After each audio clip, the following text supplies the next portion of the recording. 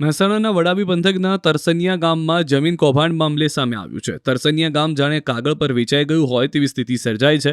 કરોડોની જમીન બારોબાર વેચી દેવામાં આવી છે.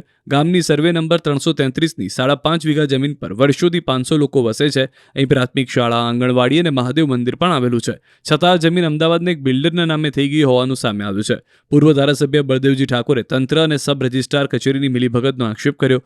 ખોટા દસ્તાવેજ અને સાક્ષીઓથી કરોડોની જમીન હડપવાનો પ્રયાસ થયો હોવાનું કહેવામાં આવી રહ્યું છે.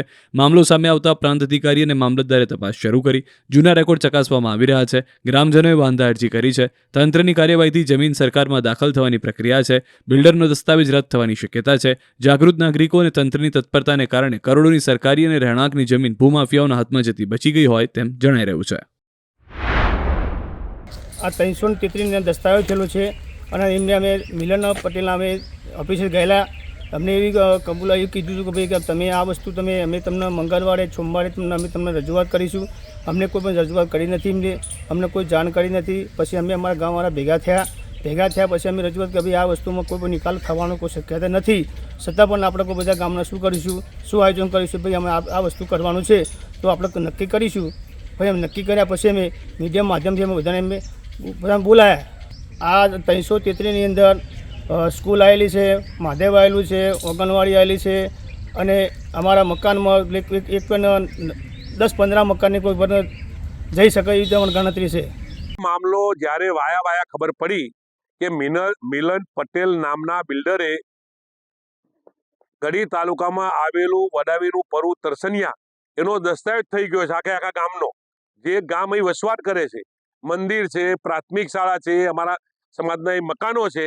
જેવી મને ખબર પડી એવી કાલે મેં પ્રાંત અધિકારીને ફોન કર્યો, મેં મામલતદારને ફોન કર્યો, મેં કલેક્ટરને ફોન કર્યો. હું અભિનંદન આપીશ પ્રાંત અધિકારીને. શું કહું છું કે અભિનંદન આપીશ પ્રાંત અધિકારીને કે 1976માં થયેલો હુકમની અમલવારી આ કોઈ મામલતદારે કરી નહોતી. કાલ મને સમાચાર મળ્યાની સાથે જ્યારે પ્રાંત અધિકારીને ફોન કર્યો ત્યારે 1976નો હુકમ મેં એમને 2 વાગે ફોન કર્યો. 4 વાગે એમને એની એન્ટ્રી પાડી અને એન્ટ્રી એમને મને વોટ્સઅપ પણ કરી છે. એ એન્ટ્રીથી આ જગ્યા શ્રી સરકાર દાખલ થશે. જે દસ્તાવેજ થયા છે એ દસ્તાવેજ રદ થશે અને આ ગામના લોકોને જે મુશ્કેલી પડવાની હતી એ સંજોગો વસાત ભગવાન અને માતાજીની મહેરબાનીથી આ જગ્યા ઉપર સરકારી દાખલ એટલે કલેક્ટર દાખલ થશે એટલે એ જગ્યાનો કબજો એ કોઈ લેવા આવી શકે છે નહીં.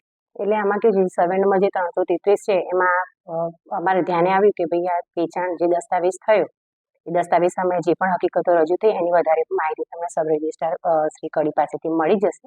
અને આજે આપ કહો છો એ હકીકતો સાચી છે કે ભાઈ ત્યાં મહાદેવ ટેમ્પલ છે, પ્રાથમિક શાળા છે અને જે લોકો છે ત્યાં વસવાટ કરે છે. એટલે આપણે આ વસ્તુ જ્યારે ધ્યાને આવી અમારા ત્યારે અમે સ્થળ સ્થિતિનો હકીકતલક્ષી અહેવાલ કરવા માટે અમે રજૂ કરવા માટે સર્કલના તલાટી જે અમારા રહેવાનું તલાટી છે એમને ત્યાં સ્થળ ઉપર મોકલી આપેલ છે અને હવે રજૂ થાય એટલે અમે આગળની આમાં કાર્યવાહી કરીશું.